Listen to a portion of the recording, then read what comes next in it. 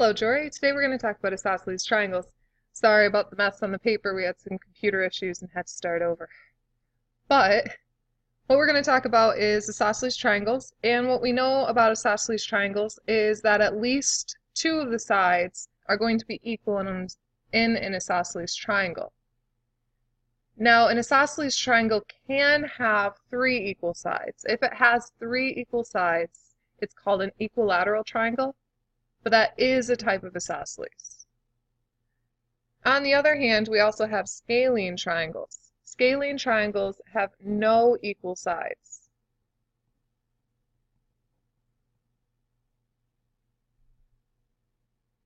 When we're talking about isosceles triangles, we're going to use specific terms. And the first is vertex.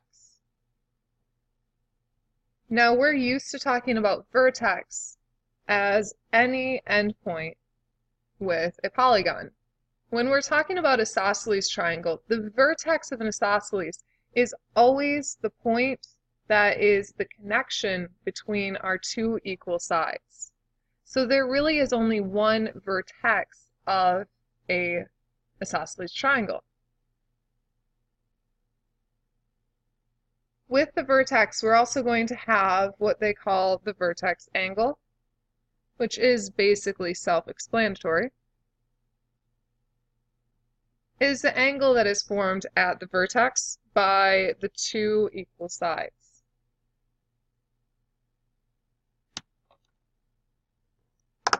On the other hand, we also have what is called the base.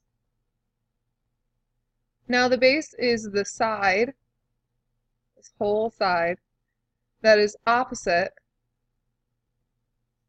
the vertex.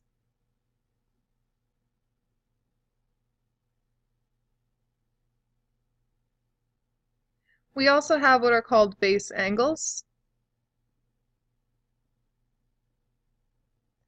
And base angles, there are always two of them, and they are basically any angle that's not the vertex angle.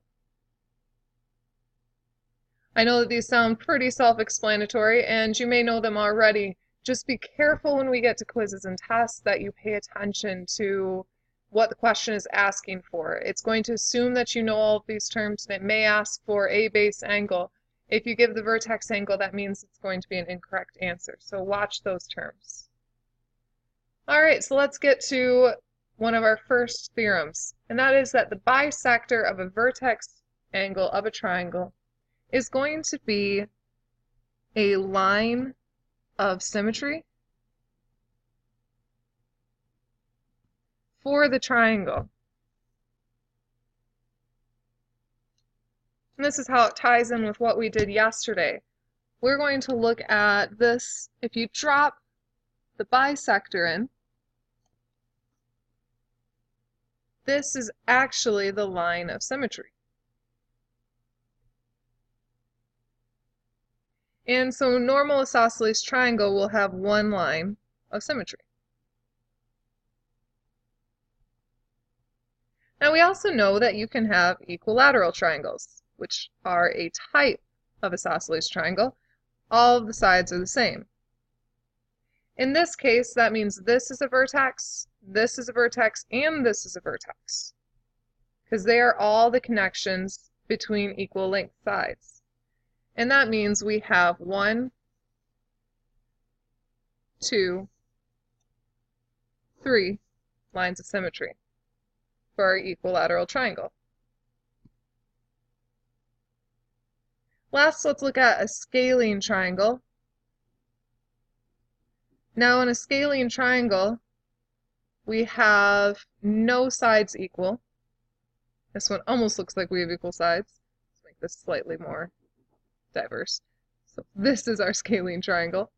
No equal sides, no set vertex, and that means that there are no lines of symmetry.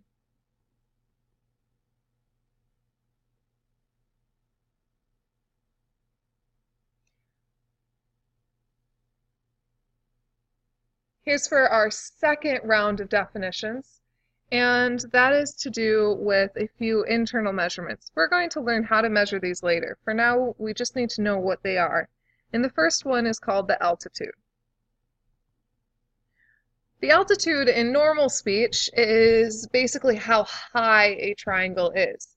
If I looked at this triangle, if I wanted to see how high it is, I'd look at this length. This length in geometry is the segment from a vertex that is perpendicular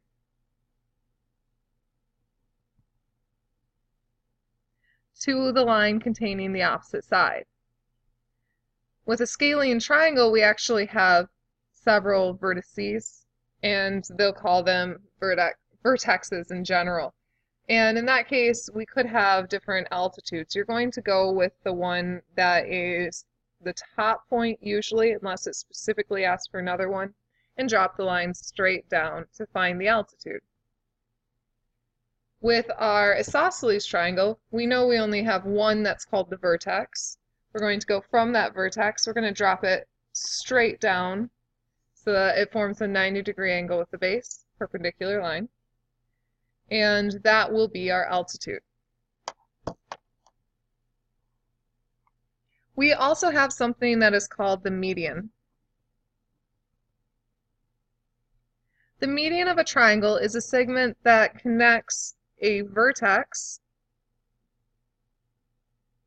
to the midpoint of the opposite side.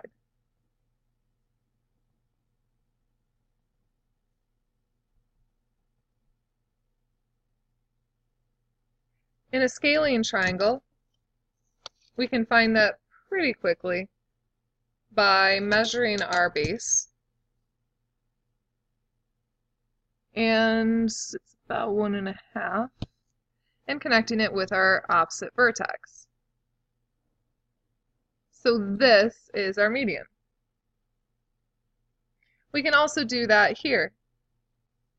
If I took the midpoint of that, it is right here, and I will connect it with my single vertex, and I find that it just so happens to lay exactly on top of our altitude.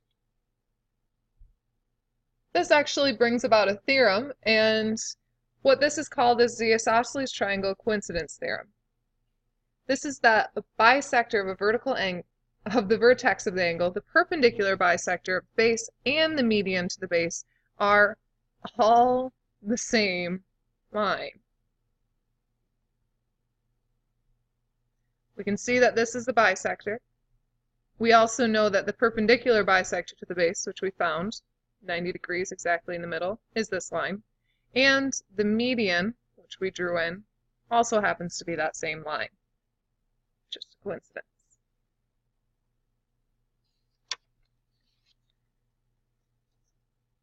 So here are the last two theorems on the back.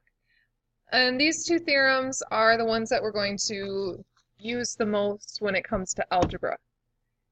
With this, we have the isosceles triangle base angles theorem, and that says if two sides of a triangle are congruent, the angles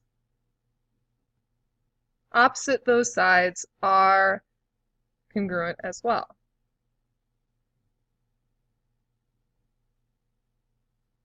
So since these two sides are congruent, the angle opposite of each side are congruent, and those are also known as the base angles.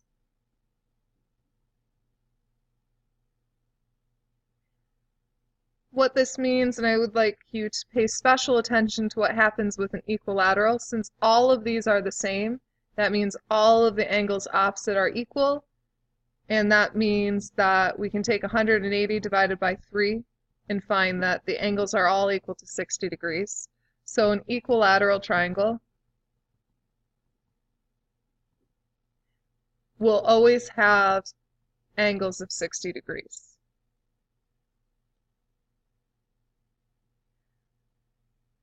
Now let's use this theorem to solve a couple problems. Suppose we want to find B and C in this triangle. We know that this side length is 10 and this is 10 as well, and we have an angle measure of 72. Well, because these are equal in measure, That means the line segments are congruent, which means this is an isosceles triangle. Therefore, the opposite angles have to also be congruent. So that means if I took 72 plus B plus C, B and C are equal in measure. So let's just call that measure x. It would take 2 x's plus 72 to get our total angle measure, which is 180. Subtract 72 from both sides, and we get 2x is equal to 108. And divide both sides by 2 to find that x is equal to 54 degrees. Since both B and C are equal, that means B and C are equal to 54 degrees. We are also going to find measures of angles 1 through 4 on this one. It looks complicated, but tackle it a part at a time. I know that these two sides are equal. And I know that this center angle is 50 degrees. Because these two sides are congruent, that means these two angles must also be congruent. And I'm going to solve this the same way I solved up there, except I'm going to do it in one step. So I'm going to take 180 subtracted by that 50, just like we subtracted the 72 above. And then I'm going to divide that answer by 2, just like I divided that answer by 2 up here, to get 130 divided by 2, which is 65 degrees, which means angle 1 is equal to 65 degrees. Angle 2 will also be equal to 65 degrees.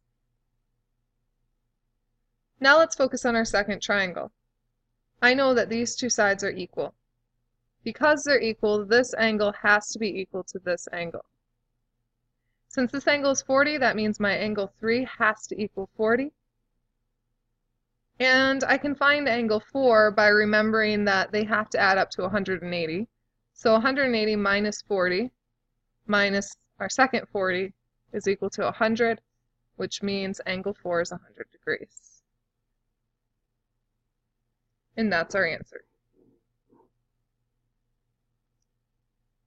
That leads us to our final theorem, and that's called the unique sides theorem. And this says if two sides of a triangle are not congruent, so we're looking at a scalene triangle or an isosceles triangle, and we're just looking at the two sides that aren't congruent, we will also be able to conclude that the angles opposite them are not congruent, and this is the important part, and the larger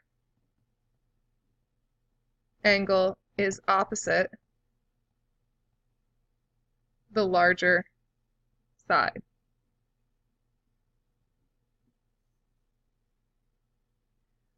Now visually this makes sense. Of course we can't trust a picture, and I can tell you right now that this picture is unreliable. But if I told you to tell me what angle was smallest just by glance, you'd be able to say C looks to be the smallest. And the side opposite of C looks to be the smallest side as well. The largest side would be this one, and A also looks like the largest angle. Of course, we can't actually trust a picture, and this is a good example of that. What we're going to do is we're going to write the angles in descending order. Because this is the largest side, its corresponding angle must be the largest. So A is our largest. This supposedly is our next largest side, even though it doesn't look like it. And that means its corresponding angle C is the second largest.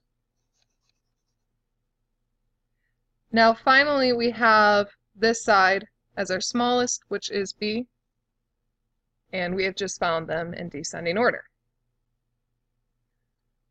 Let's look at this one. Suppose we have a mountain and we found each of the degrees of it, and Anna is on one side and Joe is on the other, and what we want to find out is who's further away from the top. Let's start by looking at 66 versus 55. 66 is a larger number, so that must mean that this side is larger than this side. So this side will end up being the smaller side. That means that Joe is further, or farther. He has to be farther away because the side that connects it is the larger one. All right, so that is it.